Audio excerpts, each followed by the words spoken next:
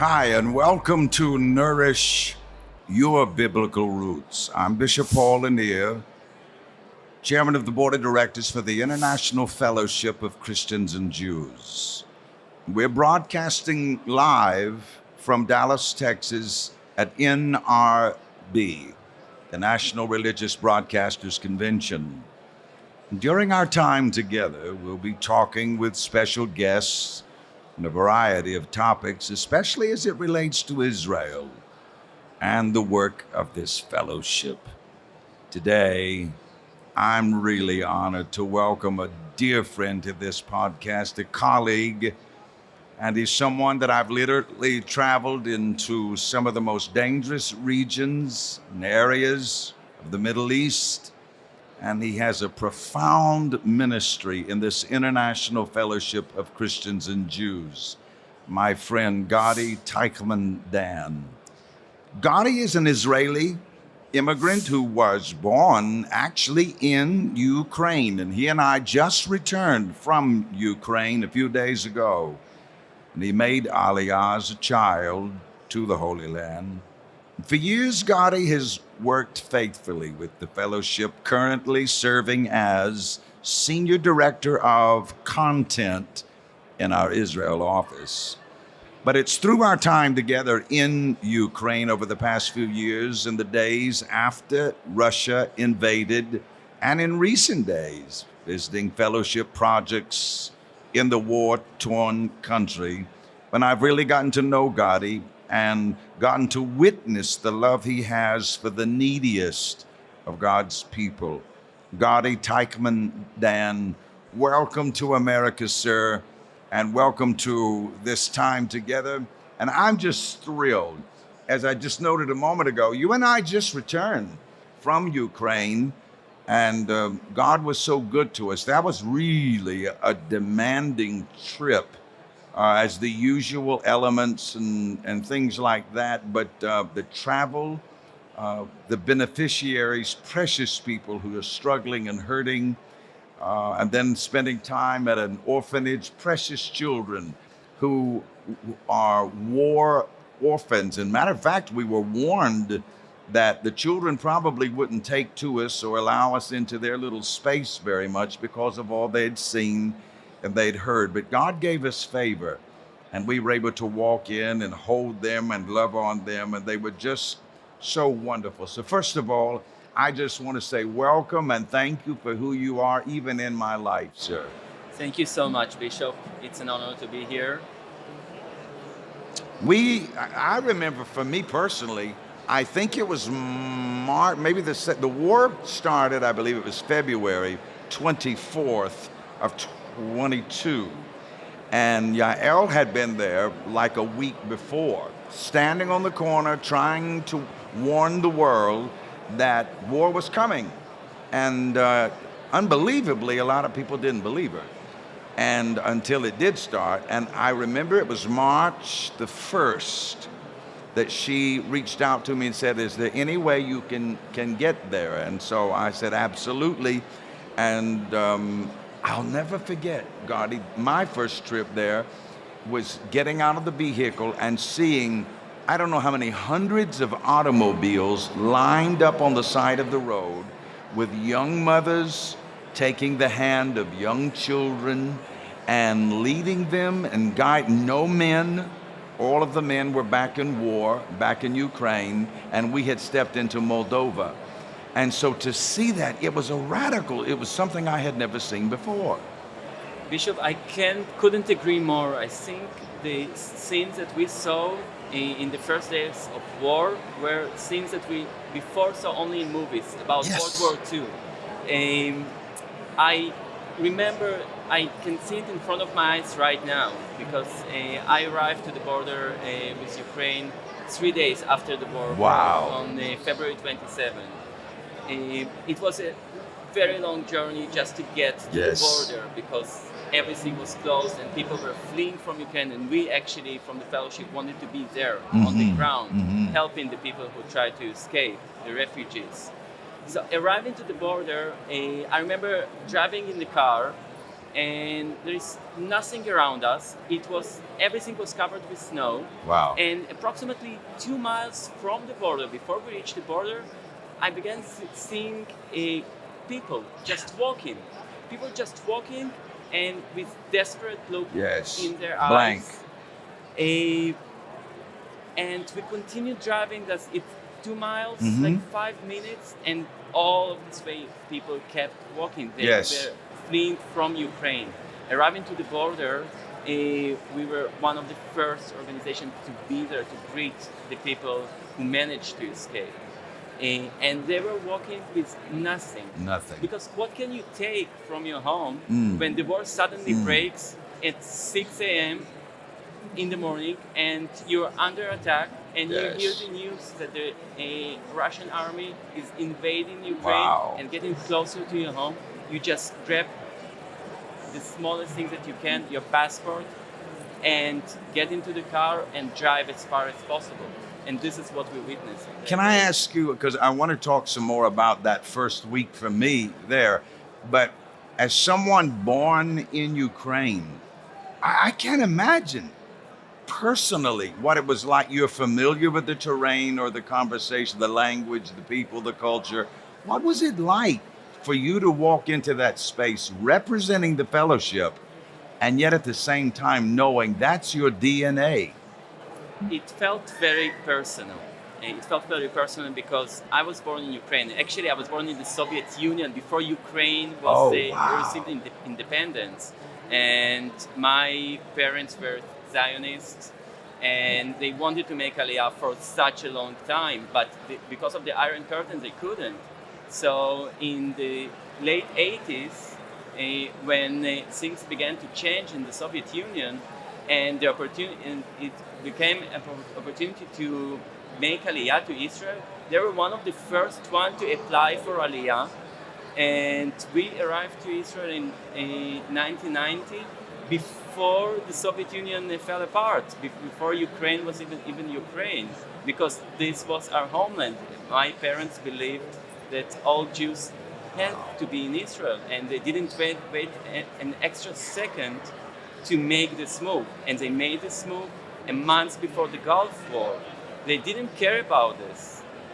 Before Iraq attacked Israel, they wanted to be here for the better future for me, for the kids. So when I came to Ukraine, when the war broke, I felt personal because, we were running away basically from the same regime that attacked Ukraine. And now I see people, again, running with nothing. And the only thing, and I felt that this is our duty now to help them. And with the means of the fellowship, being on the ground, preparing for this. As you mentioned, Yael was in Ukraine just a few days before the war broke. And I was also in Ukraine 3 weeks before the war broke. And everybody who we speak with, they say, nothing is going to happen. Why are you asking this question? Why do you want to do anything and make us nervous about the war?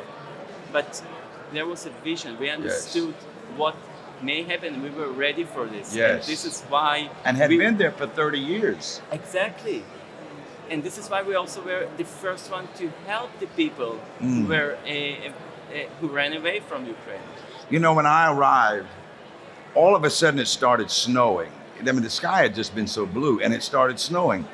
And we were standing there at this train track, and you could hear the police blowing whistles. You could hear the dogs, the children screaming.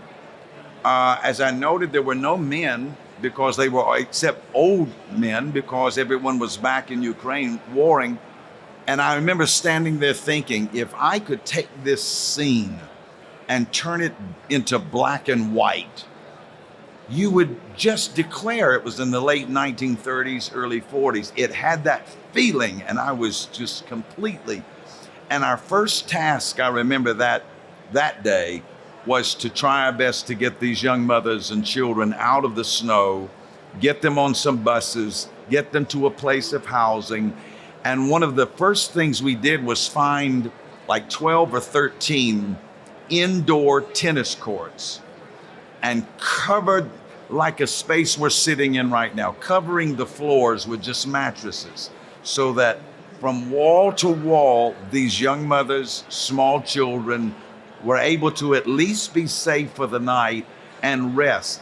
You remember those mattress cities there? I remember this as it was yesterday. Yeah. Yes, it was amazing because the people they didn't know where to go, and we Mhm. were there to help them, bring them to the capital, to Chisinau, and already have everything in place. The mattresses, those tennis fields. It was organized, so and the food, hot soup Yes. to give them in this cold winter. They were sitting there on those mattresses. They received medical help. They received food, and and they also knew that we are going to be there to help them. Yes. To later make aliyah to Israel. Wow. And you know, and remember the next day I went and another organization there was a woman in that organization who owned a large house or a camp. It's like 5 stories.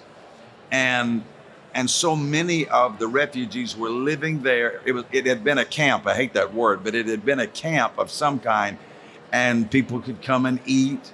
And I sat down and ate with the people. Obviously, it was great food. The people were so hospitable to us, and then would watch these Holocaust survivors in their 80s having to walk up 5 flights of steps to get to a little place to lie down and rest. And then the next day, we were in the municipal building. Israel had been able to streamline the process so that they didn't have to go through the whole ritual of trying to move from a Ukrainian citizen to an Israeli, and they streamlined the process. And so we were in that building that whole day, just trying to get it ready and then the next day, we were at the airport. Gadi, I will never forget the look, the sound or lack thereof of going to that airport in Moldova. There were no persons standing in line, no customers, no passengers for other flights. The airport was entirely closed, except the fellowship had been able to secure permission and to watch the buses come up of our Olim that were just there for the International Fellowship of Christians and Jews, and to walk in an airport and to still hear the music playing through the sound system and all of these little trinket things going around in circles, and you wouldn't know a war was going on. But the only people in the whole building were Olim getting ready to get on the plane, and one woman I remember had only a pocketbook. That was all she was taking with us. And then finally we got on that plane. And what was fascinating, and you know this, you helped organize this, was to get on the plane and to fly to Tel Aviv. And as we were getting the Olim, the Jews, off the plane, our people were already packing it full of supplies to go back to Moldova, so that when it would land and more Jews would get on the plane, they would be unloading. It was the most synchronized, sophisticated operation, and that's what you do all the time. But that was a powerful scene to watch. It was amazing. More than 95 tons of humanitarian aid was sent on those planes back. 95 tons. What tons? Yeah. Wow. Was sent on those planes back to Moldova. Going and back Ukraine, and forth. Going back and forth. Bringing because Olim on one. Yes. That's amazing. And you mentioned Holocaust survivors. We helped so many Holocaust survivors in those days who escaped from the war. The sentence that I remember hearing time after time is, I lived through the Holocaust when I was a child, through war when I was a child. And back then, the Russians were helping me. Yeah. And now when I'm old and helpless, again, Yes. I'm living through war again, and I'm running away from the people who helped me before. Wow. And the woman that you mentioned, this Holocaust survivors, the book, I remember her. Her name is Riva, and she never traveled before. She was living in one of the small villages in Kiev area. She has has a nephew in Israel, but she didn't think about making aliyah because she was too old. She was 96 years Wow. old. So when the war began, she managed to board the bus and arrive to the border where we met her and gave her housing until she got all the documents for aliyah. Now I remember her holding the small bag with a book, and I came to her and asked her, how come this is all that you took? How did you decide what you take? Why did you take this book?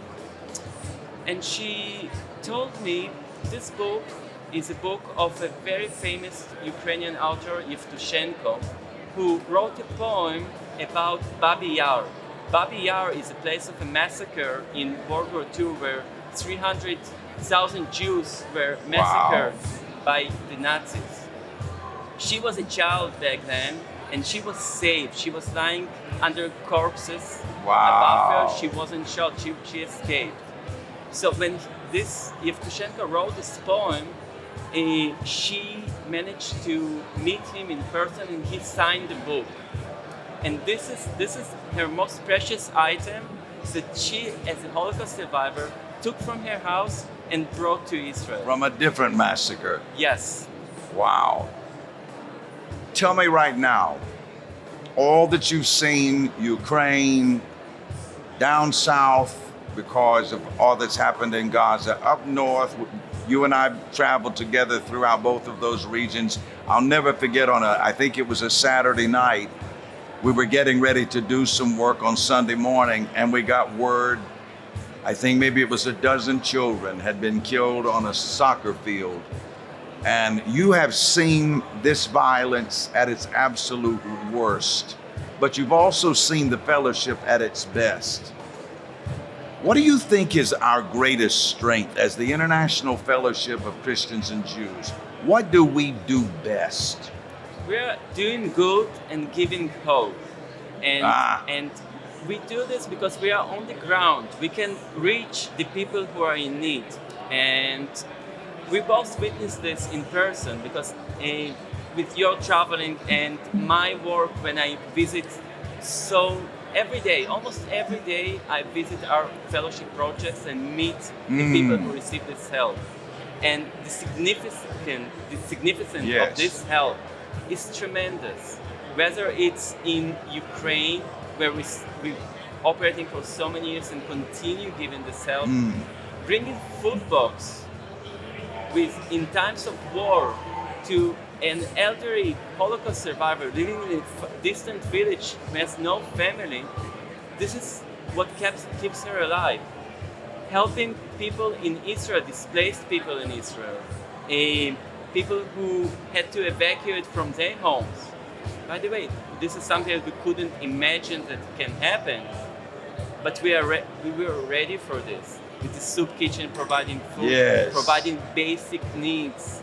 Wow. To let them know that they are not alone. Yes. And help them to survive. Yes. This is what we do best. And know that they can yes. survive.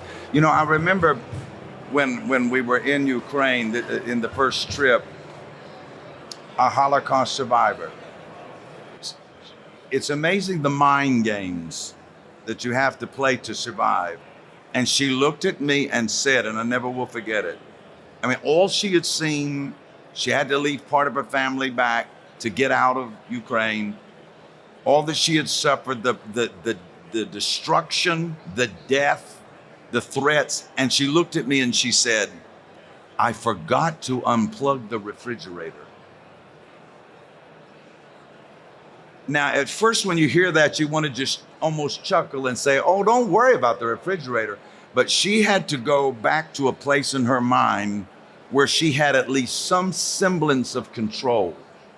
I can unplug the refrigerator. I can plug the refrigerator in. I can turn it on. I can have electricity. Instead of, you have stripped from me everything that would empower me, that would make me a capable. And so there are so many people now in Israel who have been, in the past since October 7th, who have had their jobs taken, their school taken, don't know where their family is. And the fellowship has been so great with hostage families and providing money, cards for 300 of those families. Providing, as the fellowship has done, the aliyah, since we were founded, we have helped to bring 770,000 Jews home to Israel. That's amazing.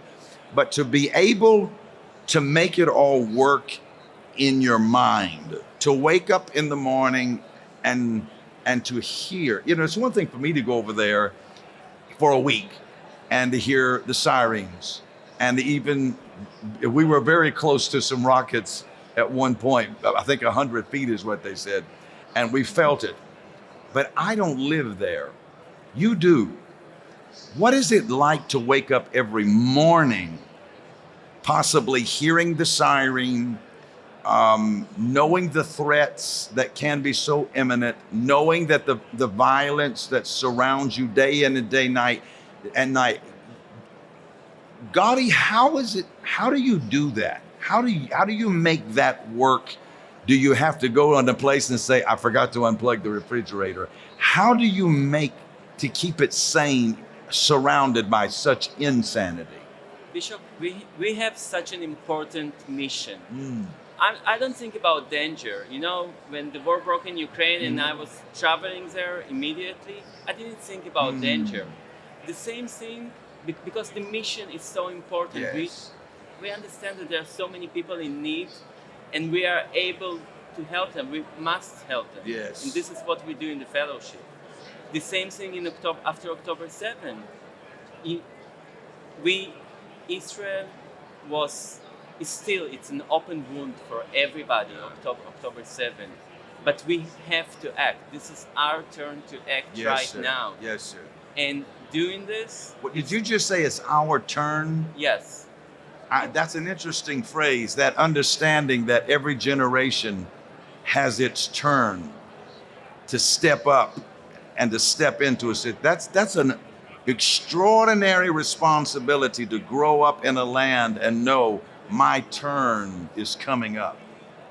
I think that what we learned from October 7 is that, yes, we didn't think that this can happen, but it happened. Yeah. And now this is my generation turn, Wow. our generation turn, to make it better and work. And this is what keeps the drive. Wow. Continue doing this. Wow. You don't think about danger.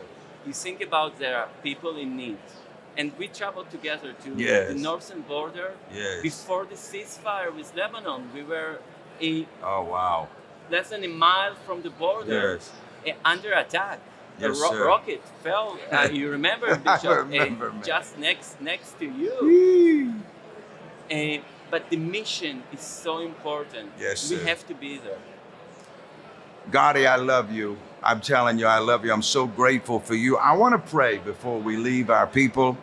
Almighty God, I thank you for Gadi. I thank you for your hand upon his life, how strategic he is to what you're doing in the midst of ruins. I thank you that you keep him safe and that you keep him well, along with all of our people in the International Fellowship of Christians and Jews. Continue to place us in those spaces where you receive the glory and your people receive the blessing. Amen. Amen. Thank you so much for tuning in.